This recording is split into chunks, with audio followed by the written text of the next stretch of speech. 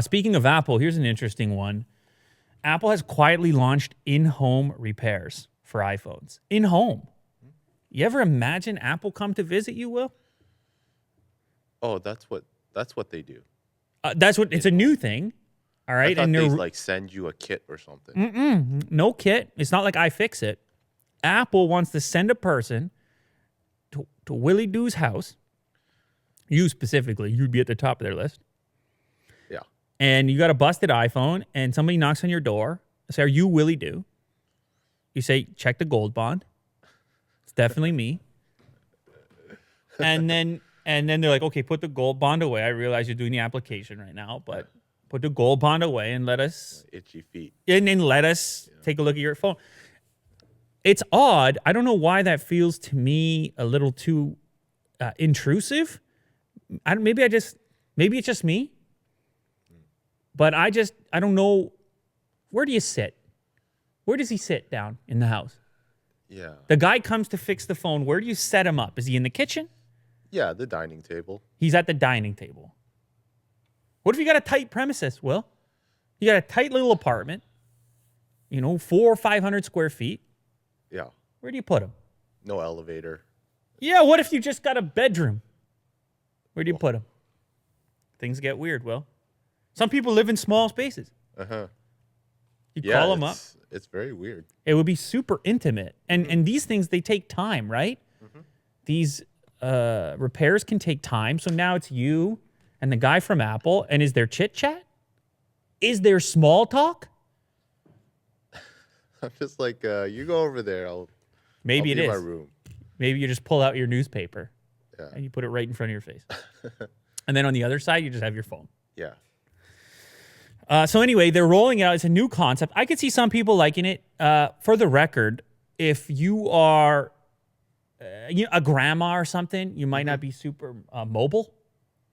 And I can see you She has an iMac. you enjoy. You remember the days where they would bring the milk to the front door in the glass container, and this feels like that. And who knows? You can still select. So if this makes you feel uncomfortable, you could still just go into the store, which Apple does a good job of. Yeah. It's not too many manufacturers. You can just walk in the store and say, "Fix this right now." In the tech game, they just don't have the infrastructure for that. They don't have the stores mapped out in all these major cities. So Apple does a great job of that. And maybe they're just trying to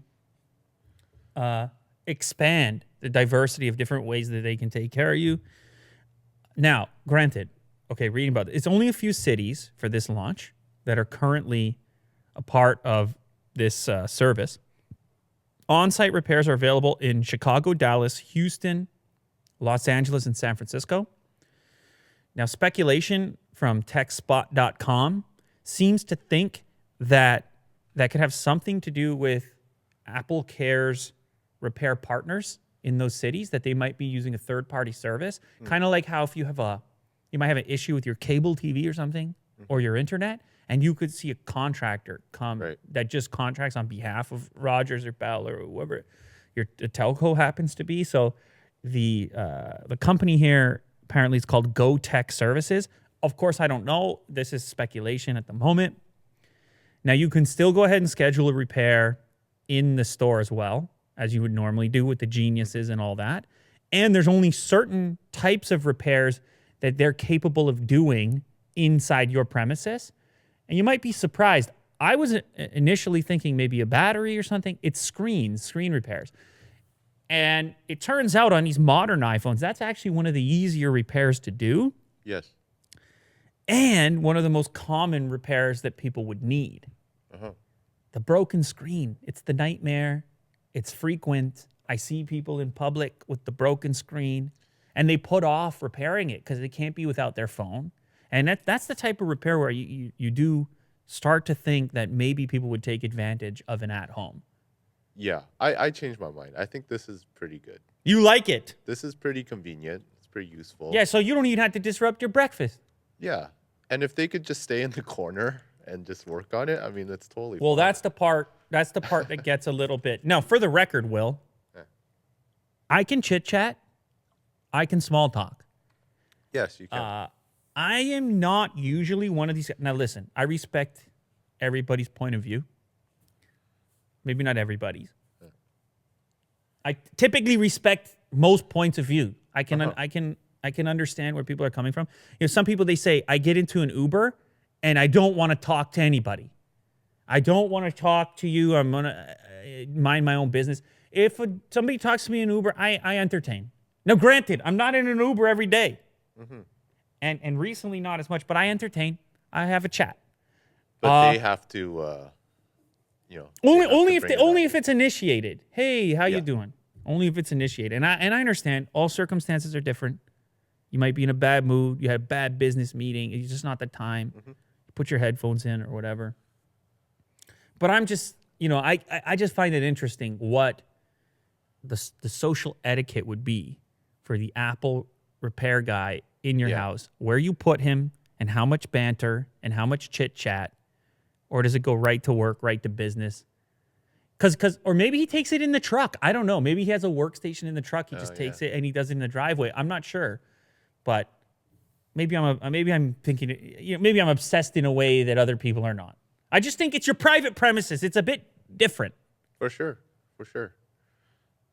But And it's convenient. You know, I've had things. There's things that happen at your house where there's no mandate for the chit chat. There's a, hey, how's it going? But then you show the problem. For example, I had a hot water heater replaced, and there's no we're in the basement. There's no expectation that I pull up a stool.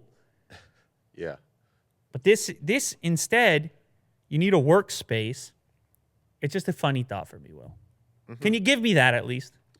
No, there's interesting scenarios there. Maybe they can just tell you what the plan is, like when they come. Give you like a heads up on the motion of things.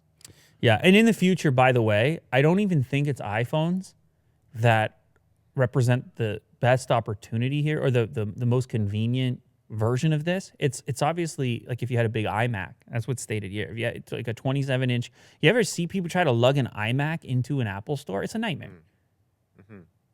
It's the thing that nightmares are made of. Yeah. That's what happens in most of my nightmares.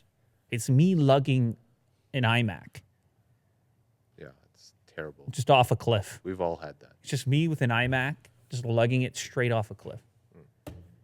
That's a question for the psychologists in the crowd and psychiatrists. What does that mean? Break it down for me. Some sort of heavy load. Break it down for me. It's like. But yeah, you have one. But you have a one lot of those. Emotional weight. No. You have one of these big systems, and it's a nightmare to lug it. And if somebody could come and replace something on it, in house, look, it's convenient. It's good. Way to go. Good job, Apple. It's an option if you want to take advantage of it.